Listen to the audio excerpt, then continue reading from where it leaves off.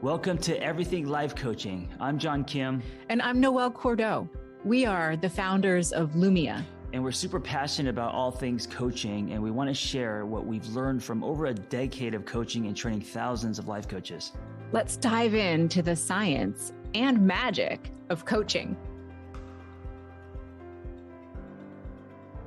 On today's episode, we're going to talk about the science of connection. And I don't know how to say this word, but it's how it sounds like a German sports car. Freudenfreude? It's either Freudenfreude or Freudenfreude. It Yeah. is a German word. It's how that word can improve your relationships.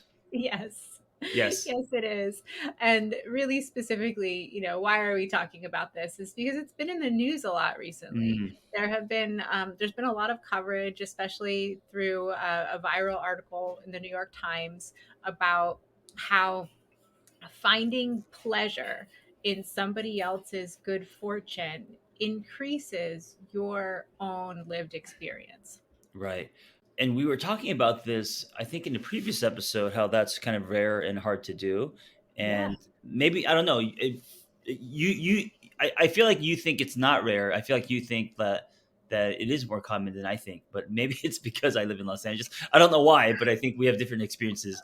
I don't know a lot of people who are genuinely happy when other people, friends, are successful. Maybe they show like they are on the outside, but on the inside, I don't know if they genuinely are. I mean, I think this might be a symptom of Los Angeles. I don't know, but what's your lived experience? Well, I was going to say, I think maybe part of it is because of something that happened to me.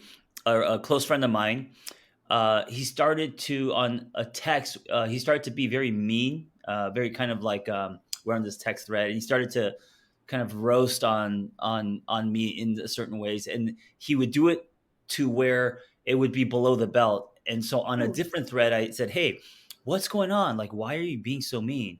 Because we know we could joke around, whatever, locker room talk, but once it gets kind of like below the belt, and he said, "Look, I'll be honest with you. I'm jealous because I work my ass off, and you're publishing all these books. I wanted to be a writer. It's not happening for me." And I said, "Well, I'm sorry. We could talk about that, and thank you for being honest. But that was an example of someone who wasn't happy for my success, quote unquote success, but was more jealous, and so he was kind of being childish by making fun of me a lot. Wow, I'm sorry you had that experience. I mean, it's over now. We're good, but I respected the fact that he was honest and not, saying like, well, you need to man up or whatever, right? I'm glad it didn't become toxic. Yeah, and being mean to someone is never a great look, right? For any of us, regardless of what our feelings might be. But I think the point that you're bringing up is really worthy of examination as part of this conversation, because it really comes down to relational currency and the way that we view the relationships in our lives as adding a benefit to our lives. So for me, my community is everything. Like whether I'm successful or not, the people in my life are the ones who make my life great. And my life probably wouldn't change too much based on my own level of personal success, because the relationships that I have in my life are really what bring me joy. And the relationships that I have in my life are also supportive of me as a whole human, and I would be of them. Like if you called me and said, Noelle, can you help me? I need X. I would be like, yes, and move mountains to make it happen. And you've done the same for me. So, in a situation where you're describing where your friend got jealous and acted out in a very, not cool way, what that does for me is say, oh, that person probably doesn't have a clear understanding of the benefit of healthy and close relationships. And that's exactly why we're having this conversation, because healthy and close relationships are some of the number one predictors of happiness, flourishing, stability in life. All of the Well, research. this person doesn't have a clear definition because of what he's doing. So instead of being vulnerable and opening up, and then feeling connection, and then feeling support from whether it's me or someone else saying, "Hey, listen, I know you're in a tough spot. How can we support you?" or whatever. He's instead acting out, making fun of, hence creating his own prison. Right now, he's on an island and feels more alone, and so he's probably not aware of it, but he's disconnecting by acting out, not connecting and feeling support.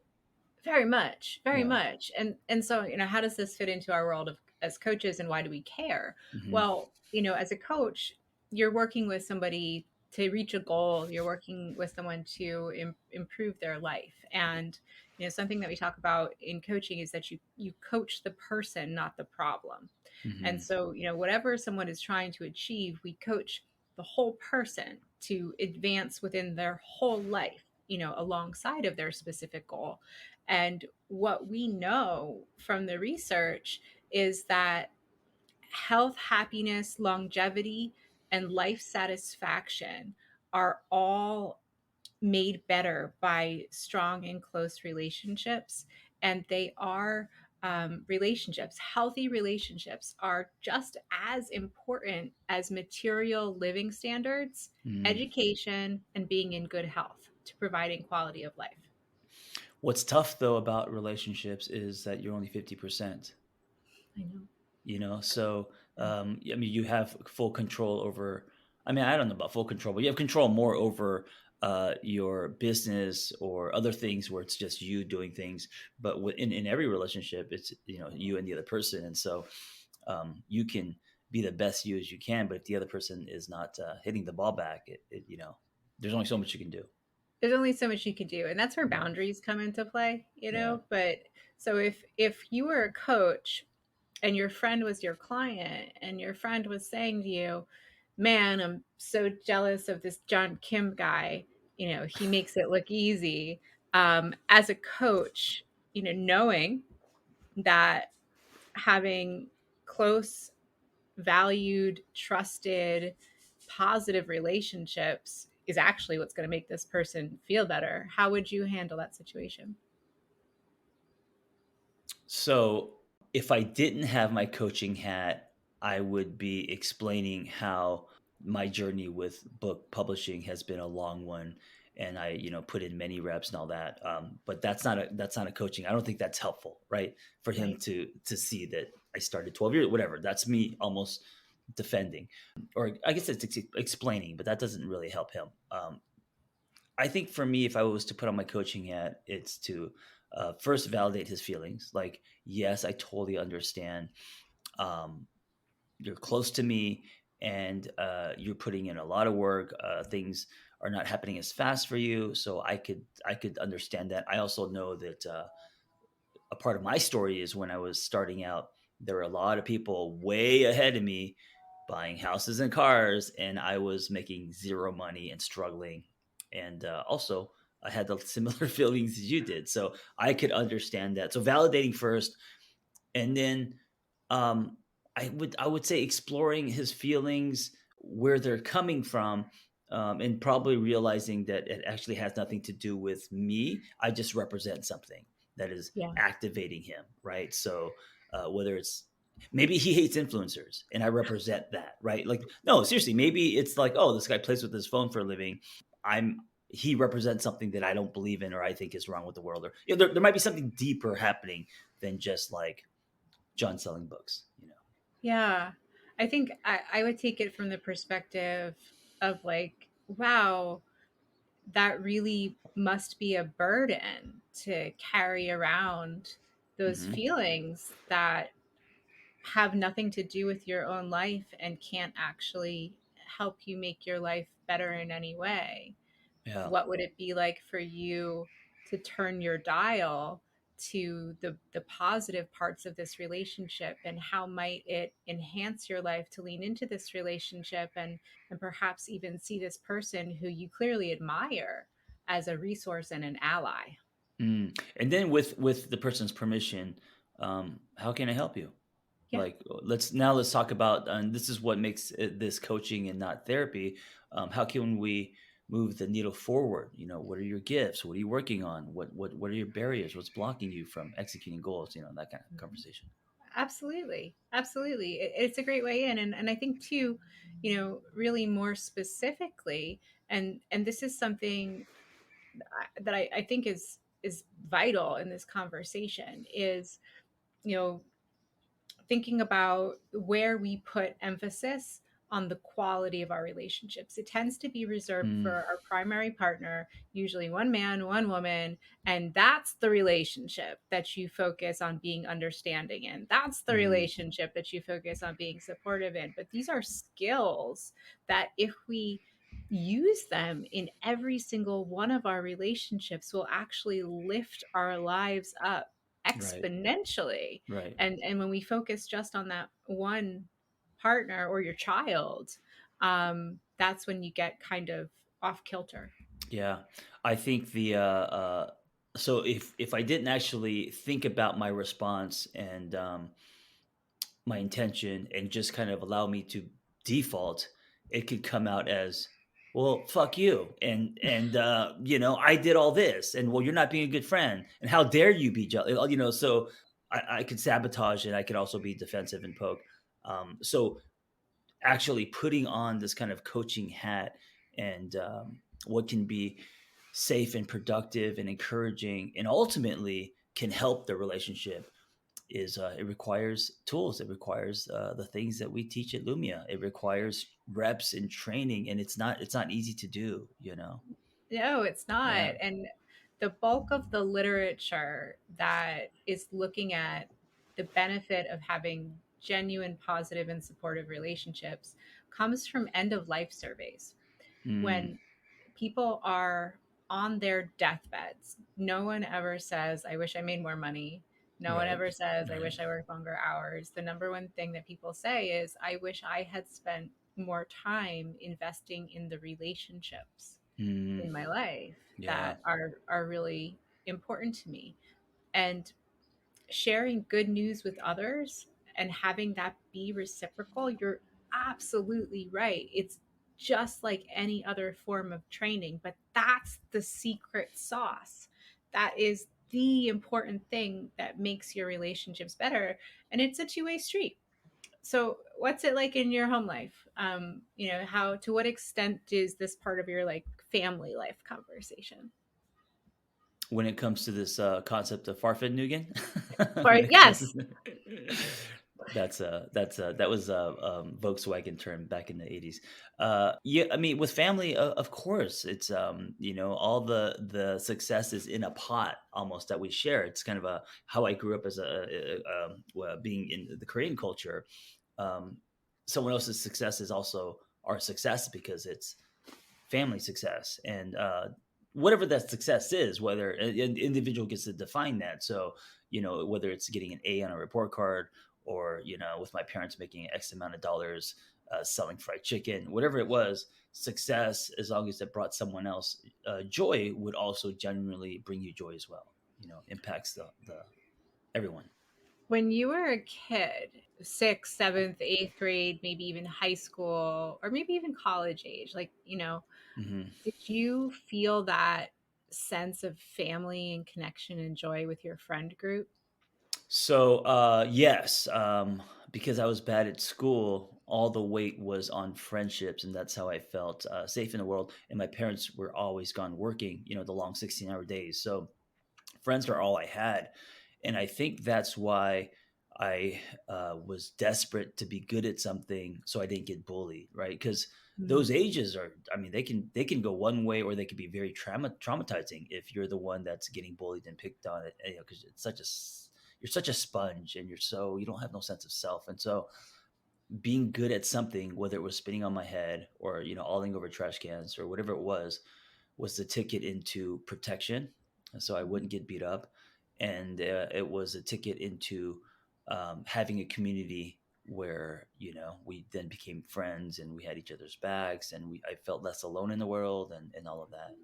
Yeah. And Yeah. I think I was reflecting on this because it's like I was wondering, At what point do adults lose the thread of really experiencing genuine joy in others' relationships? As someone who had a lot of friends, I had like Hmm. one or two like good buddies, but those buddy relationships were absolutely magical. Mm. And we would share, you know, like we would collectively share. That was kind of my first roots in community. I remember one day somebody got their hands on like a bottle of wine. And Mm. it was Mm. like, oh my God, we have this wine, we're gonna try it. And thinking about, you know, adulthood, you sometimes one of my friends will call me and be like, yo, I got a good bottle of wine, let's open this thing. But it's really, we lost that thread somewhere along the way. Yeah. For me, this is why CrossFit hit different and landed so well was because when I was married, I thought friends were a waste of time. I was like, Hmm. oh, I have my partner, I'm building a family. I don't need friends. What do I need friends for? I don't need friends. I don't need travel, right? And this is when I was a miserable fuck, and so I had no friends. All her friends. Just a quick story. At my 50th birthday, I had this thing in Palm Springs, and the speech I said was, my ex-wife threw me a surprise party, the first surprise party someone's ever thrown me. I remember walking into my apartment completely surprised, and there were like 30 people in this tiny apartment to look like. And I remember feeling like, oh my God, look at all these people here for me. And I was so nervous, and then as I started to thank people for being here and shaking their hands, I realized, oh wait, that's her friend. That's her friend. That's her friend.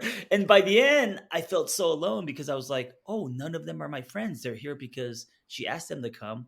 They're all her friends.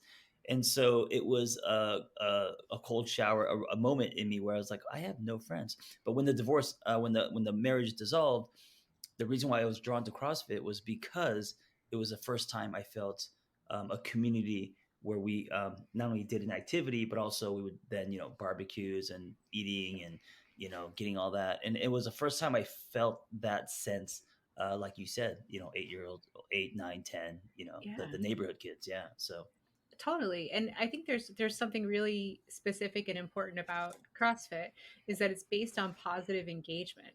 You know, yes. there's Yes. the idea of why we need people in our lives, I think, due to negativity bias, is focused on the fact like, oh, you need people in your life when there are times of trouble. That is only 50% of the equation. We also need people in our lives during times of joy, Hmm. times of inspiration, times of growth, times of striving for something. And in that CrossFit family, everybody was there to be together, Hmm. have fun, and get Hmm. strong. Positive. Yes, and it's the same with yoga. And I think a lot Yeah. of times people find yoga when they're in a dark place, and so they're already thirsty for connection, community, and then that bond is felt. Mhm. But I think what's interesting is, so there's yoga, CrossFit, these other kind of activities that bring community together and bonds people, but you don't see that a lot in the workplace. I feel like in the workplace there's a lot of competition, a lot of fear. It's Mhm. like we don't have the same kind of mindset that we should. No. Yeah. And one of the a lot of the literature about workplace culture that's coming out right now is talking about the importance of having friends at work. Yeah. And even at, you know, higher levels, you know, make friends at every level of the organization for a lot of different reasons. And from a coaching perspective, this is one of the things that we want to be evaluating alongside our clients. Well, Mm. what are the health of your relationships? What are the health of your relationships at home? What are the health of your relationships at work? Do you have friends? Do you have hobbies? Do you have positive engagement? Because all of this at the end of the day is about our health, Hmm. our actual health in the world. And when we have these intentional inputs, it creates positivity resonance. Which do you know anything about positivity resonance? I know we talked about No. it, but No. it's this is actually an NIH study, National Institute of Health, and positivity resonance is a really specific kind of interpersonal connection that's characterized by shared positivity, mutual care, concern, behavioral and biological synchronicity. Like when you just get someone and they just like Oh, yeah, get yeah, you. yeah, yeah. And it is hands down associated with well-being. So So this is is it like, is it also like where you feel like you've known the person in a different lifetime, like that kind of stuff too, maybe? I mean, I think that's kind of So like a karmic connection, but karmic, hey, yeah, yeah, you yeah. know, Got it. but that is positivity resonance. Right. And like there are certain people where you build that relationship over time. Mm-hmm. I think you and I are a good example. We've built our relationship over time. I don't think we Yeah. instantly snapped into like a huge friendship. It Mm-hmm. grew, Yeah. but that resonance has multiplied, so much. So if you're a coach and you're aware that your client is in a deficit in terms of positivity resonance, friends, positive connection, where would you have them start? How would you approach that with asking somebody to take a look at this? I would ask what their interests are, and then find a community where that's the common thread. So Yeah, instead of forcing yourself to go and search for friends, because as adults it's so hard to find friends, right? Instead, go do what you love. So whether it's cycling or art or a book club or whatever, and then thread that into your life, and then from that I think organically friendships will happen. You're already starting with people, like-minded people, so people with same totally. interests. Yeah, that would Totally. be the way to go, I think. Yeah. I ask my clients to look at the characteristics of Mm, like, well, what is a good relationship for you? Because I have one client I'm thinking of who's like a really deep person, just like does it like bypasses the shallow end of the pool altogether, mm, wants to talk about like death, mm, um, and for that particular client, what I call like a cotton candy friendship isn't going mm, to cut it. So I was like, well, what are the characteristics of the people you actually enjoy being around, and how can you get more of those people in your life? Um, I also think that at work, I've seen a trend where people, we've done it forever, but other companies are starting to kick off meetings with like, well, share one great thing that happened during your weekend, or like, what's one mm, positive thing that we could share to start us off? It's like little things like that that start to get you in the mindset of all of this. And then gratitudes for your family rituals, or even a mm. solo ritual. I find a gratitude practice to be absolutely changing. And when you share it with other people, this is how it all works. Well, it's proof of that. Thanksgiving, right before you have the meal, or Christmas before you open presents, everyone's so loving, and people are opening doors, and all the stuff that we're angry about with our family, it's not, it's not on the, it's we're grateful, and thank you so much, I feel so blessed. Now 2 hours later people are throwing chairs, but it's like in that, I remember, because like when Christmas comes to LA, the tone changes. I mean, people are making eye contact. People are so friendly. They're tipping more. And yeah, that really is actual the power of gratitude, even though it's temporary, and that's unfortunately. But I feel it every Christmas in LA, and I feel it during Thanksgiving with family. Man, if I ever move back to LA, it's going to be like my personal mission to spread positivity resonance. Yeah, that would be amazing. I could see you on the corner hugging people, Hugging making eye contact. people. Yeah, you'll get arrested, by the way. So Won't be the first time. All yeah, right, friend. Parting words for those of you who are thinking about wanting more of this in your own life, or helping your clients through. I say just try, see what happens. Give a glowing review. Tell somebody they're beautiful. Tell them you like their shoes. yeah. Open your heart. What was the term again? The positive what? Positivity resonance. Positivity, residence, and Farfindungen, or whatever we said. A lot of big words in this episode. Freudenfreude. Freudenfreude. Freudenfreude. We're Yes, doing yes. great. Be happy for your friends. Yes. Yes. Thanks, everyone. Thank you for listening. Be well.